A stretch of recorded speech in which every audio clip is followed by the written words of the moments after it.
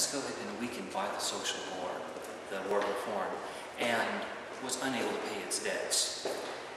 This led to trouble with France, Britain, and Spain, who came and occupied the port of Veracruz to collect those debts.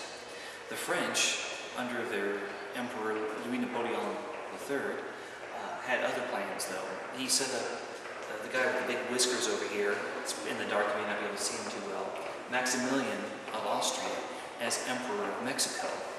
And he had a glorious entry into the city,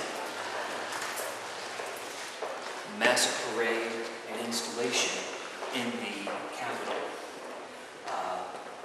And although the French loved it, and there were many people in Mexico who appreciated this return to aristocracy, Benito Juarez continued a war of rebellion against Maximilian. And it was a very vicious guerrilla combat. Many men who would later be in the Mexican Revolution served with Juarez in his battle against Maximilian and adopted his ideas to some extent or another, that the nation should be there to help the poor, not enrich the rich further.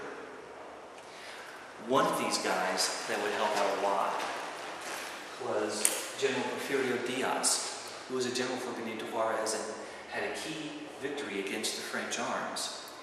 And as the Mexican forces under Juarez gained victory after victory, they were able to eventually drive out the French.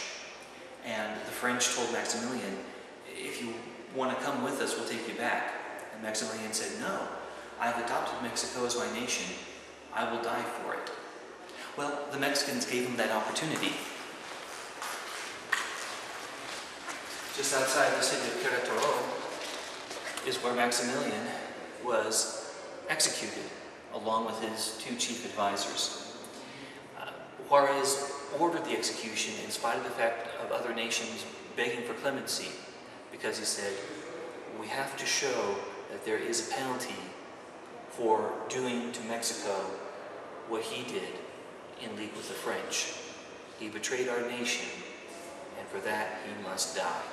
And so he did. With the execution of Maximilian in 1867, Mexico was able to have a stable government under Juarez, but with his passing, the stability became more of a dictatorship under Porfirio Diaz.